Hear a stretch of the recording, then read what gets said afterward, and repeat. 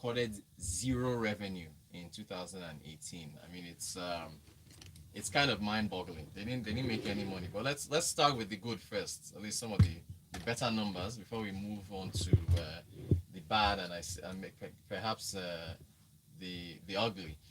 Napims. We'll start with Napims and take a look at the kind of numbers. Napims, look, if you want to talk about, that's the National Petroleum Investment Management Services. If you want to talk about a subsidiary that should be, listed on the exchange, publicly traded, you're probably talking about Napims. Napims. Now again, we're talking about 2018 financials though. This is what they released, 2018 versus 2017. So Napims bought in 5 trillion naira in revenue in 2018 versus 3.26 trillion naira, 54% jump. Cost of sales was 2 trillion naira in 2018 versus 1.65. So gross profit 2.9 trillion versus 1.6 in 2017. So healthy figures. Their profit after tax came out to about 1 trillion naira. They actually suffered a loss in 2017 to the tune of 1.6 trillion, but they bounced back positive. A few other things, if you look at their administrative expenses, 2.2 trillion versus 3.4 in 2017, so that came down. Salaries and wages, 2.9 trillion. Oh, a billion, sorry. Billion with regards to their salaries and wages versus 2.3 billion in the prior year. Total employee benefits over at Napims, 42.7 billion naira in 2018 versus 34.7 in 2017. One of the big items that jumped out here was under recovery. Napim's revenue, of course, comes from selling crude, natural gas, and so on. Under recovery, you know what under recovery it is? That difference between what's the pump price, that is the controlled capped pump price, is versus what the actual landing cost and everything else that's being paid when refined crude comes into the country. 890 billion naira is what they paid in what was what the cost was in under recovery in 2018 versus 166 billion in 2017. So a massive 436% jump with regards to under recovery. So that, but Napims, hey, oh, by the way, where's their training? They had training. They spent 4.8 billion naira on training versus 5.2 billion in the prior year in 2017. Now, of course, you have to ask yourself, what are you spending on training for that amount of money? But hey, if you're making 1 trillion naira in profits, then you can push. There's also another thing, other staff expenses. I don't know what this was. The notes didn't give me an explanation. But 17.9 billion versus 12.8. Again, total employee benefits, everything came to a 42 billion. But still, the story with Napims, as far as the 2018 financials, they came out at 1 trillion naira in profit after tax. So this is a company that, at least as far as the subsidiaries of Nnpc are concerned, this is one that you want to see listed and you want to see paying dividends to shareholders, and it's something that we want to see in the future. The PPMC, the Petroleum Products Marketing Company, their financials were released. Revenue of 29.5 billion versus 113 in the prior year, so that was down about 73%. Cost of sales 90 billion naira in 2017 versus 5.2 billion in 2018, so they brought their costs down pretty much. Gross profits 24 billion. Anyway, their profit after tax 9.5 billion versus a loss of 27.1 billion in 2017. When you have cost of sales of 90 billion naira, you probably swing to a loss as well unless you're bringing in lots of money. So they were also profitable. PPMC was good. So now we get to the refineries, yeah? And so this is where, I mean, Kaduna was just, man, zero revenue in 2018 versus the prior year, where I think it was about 2.2 billion was what was brought in 2017. Zero revenue in 2018. As a result, I mean, if your top line is zero, then you're going to come out with a loss. So they've had a loss after tax of 64 billion naira. In the prior year, I believe the loss was 118 billion. Salaries and wages 9.3 billion in 2018. some of their big costs. I don't know why this line item is here. It said head office Nnpc overhead costs. I don't know what that means and how that translates on the head office over to them in Kaduna. But 14 billion naira as opposed to 1.2 billion in 2017. So over 1,000% jump in whatever this headline item is coming from the head office. Training. And Kaduna Refinery spent in 2018 447 million naira on training versus 340 million in 2017. Then they wrote off some items. There was an assets under construction written off 8.9 billion in 2018. Also obsolete inventory 183 million naira versus 4.4 billion in 2017. So look, Worry as well. Worry posted a loss, 44 billion loss.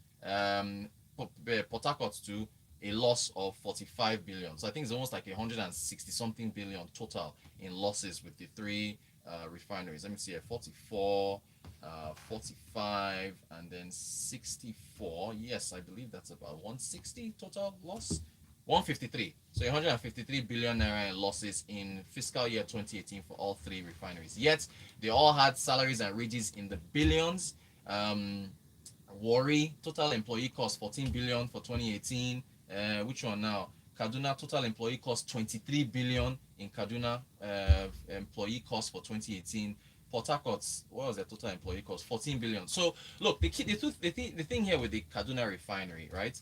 And I'm glad that Mele Kyari has pushed these numbers out, and I'm glad that he's pushing for transparency. But you have to ask yourself whether the Kaduna refinery is a viable business operation. The reason why is that, I mean, it's so far out over in Kaduna. You pretty much have to pipe crude from the Niger Delta region all the way up there, right? And then if you can refine it, you refine it. And then how do you export it, right? So you now have to probably pipe it back down south to where the seaports are to get it out. Look at where Aliko Dangote's refinery is. Here it's at the what soon to be Lekki Free Trade Zone here in Lagos. There's waterway there in the sea where he can pretty much refine his crude, provide it to us for domestic consumption, and then export what else he needs to export through the waterways out there. So the I don't know if this was a strategic move as well for Mele Kyari pushing for these numbers to be released, because it starts a conversation now with regards to whether we can put pressure on government to sell it off. But who's going to buy it, right? Who's going to buy the Kaduna refinery? Its location just doesn't really make much sense. I mean, you essentially with regards to where the others are, Warri and Port Harcourt, its location really doesn't make much sense, and then having to get and the cost that it's ramping up. If you look at looking at NAPIMS and looking at the PPMC, you can say what you want. What was that other cost again? There was one cost on, is it of photocopying? Somebody spent 4 million naira, is it 6 million naira on photocopying? There's some weird costs in there, but the main thing here is that, is this a viable viable business venture? I don't know. I don't know who's going to buy this thing off of the government, but we'll see.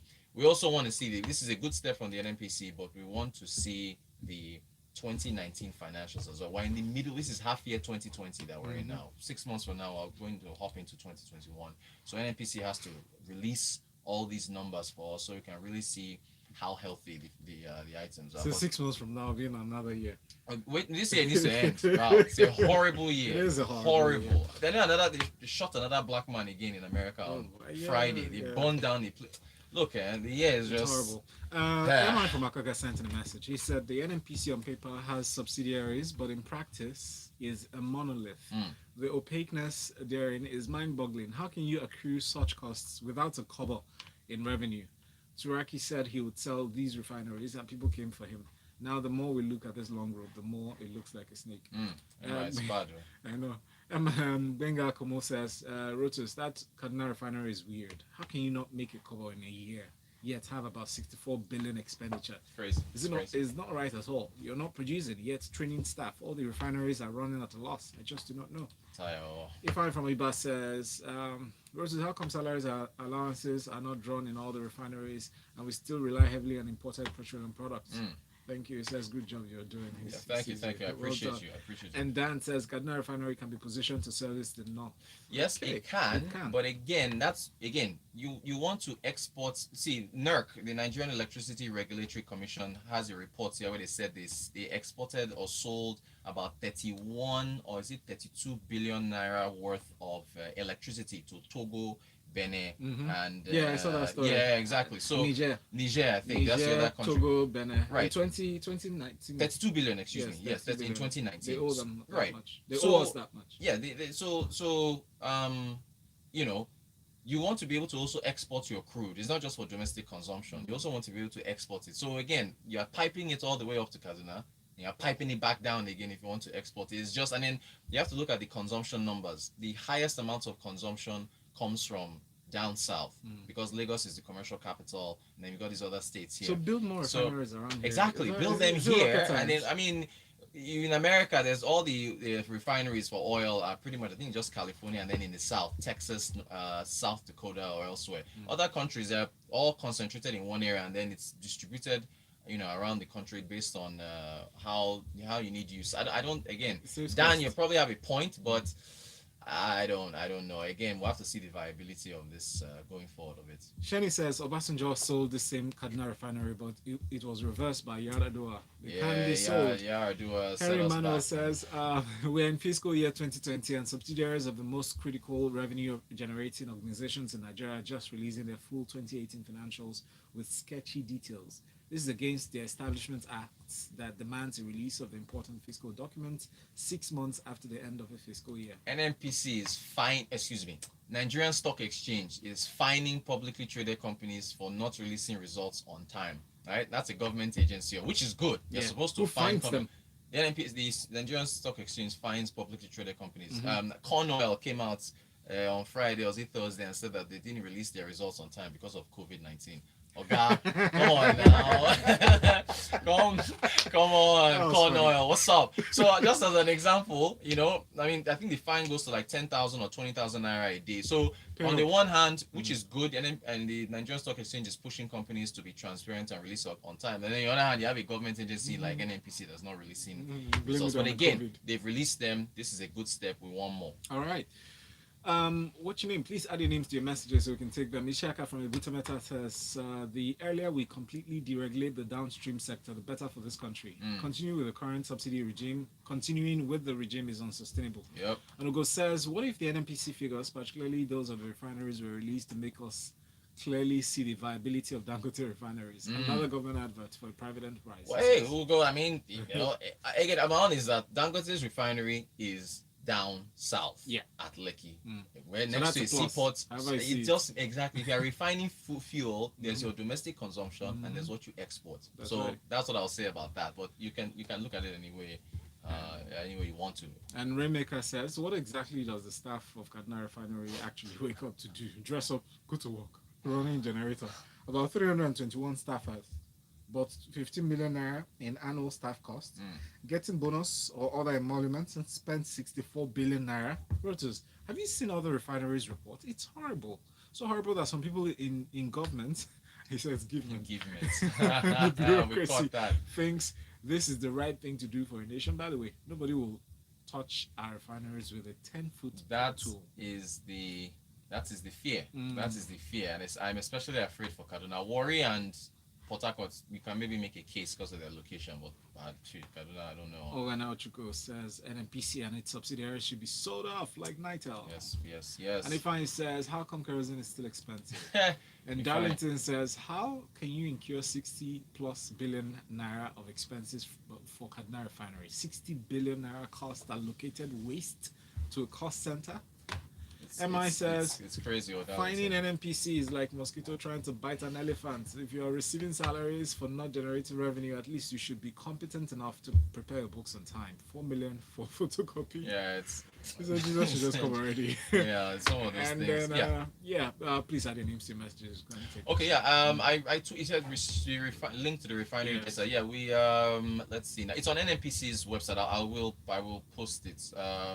nnpcgroup.com/pages/afs.aspx. But I'll put it out there. I'll tweet it out. It's publicly It's publicly out there, so it's something, again, good job on their part.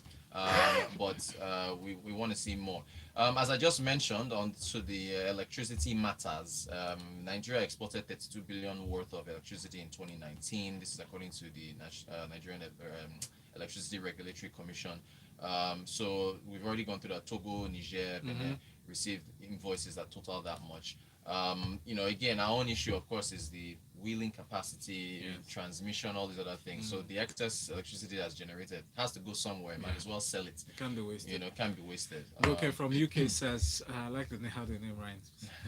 Okay, from UK. It's a Nigerian refinery. Is one of the biggest baskets you pour water into. Who will keep up with the initiative of building Kaduna Refinery? It makes absolutely negative sense. Yeah, it's tough. Any It's talk tough stuff. on Abeokuta still? They want to revive that one too now. Yeah, Abeokuta they've been still want to talking about revive. it. They've been talking about one since Abeokuta, but someone did an analysis. Kalu Aja, shout out to him. He's financial analyst, and he was just saying that look, the viability, it depends on the type of steel that we have here, whether or not that's plant was set up properly to produce that amount of steel. We might still need to import. There's some issues with and I think the Russians are the ones that we have to keep we have to keep calling them. They set it up, and I heard the manuals is in Russia. Yes, now so we have to make sure that we have to keep going back to them to use it. So I don't know. Nice business plan. Yeah. We're out of time though. Out of time. Okay. Just enough time to take this last messages. Ifeanyi says, do all the refineries refine all the petroleum products? No, the capacity is 445,000 barrels. They're not even doing that much. So we that's why we import now. That's why we spend so much money importing. Yeah, and MI closes with this: willing buyer, willing seller is great, but not many Nigerians can afford it. Sad. See what low disposable income that's don't do the us. electricity part. Thank you all for your messages. Appreciate it. Thank you. We will keep track of what's been going on. We'll hope that Nnpc releases 2019 financials soon, so we can see how far. Before the end of 2019. Exactly. 2020. I mean, we'll see how it 2020. goes. Wow. Exactly. Thank you, Rotus. Check him out on Twitter at Rotan Quotes. That's ROTANKWOT. Stay tuned to Smooth 98.1. Remember at 7:30 bring you freshly pressed 91. Express. Brought to you by InterSwitch. I'm gonna put this back here. Transaction solutions you can depend on. Some may say Thanks, it's man. possible to say possible Stay safe. throughout this I will promotion. also So let's show them it's possible. You see, beyond any possible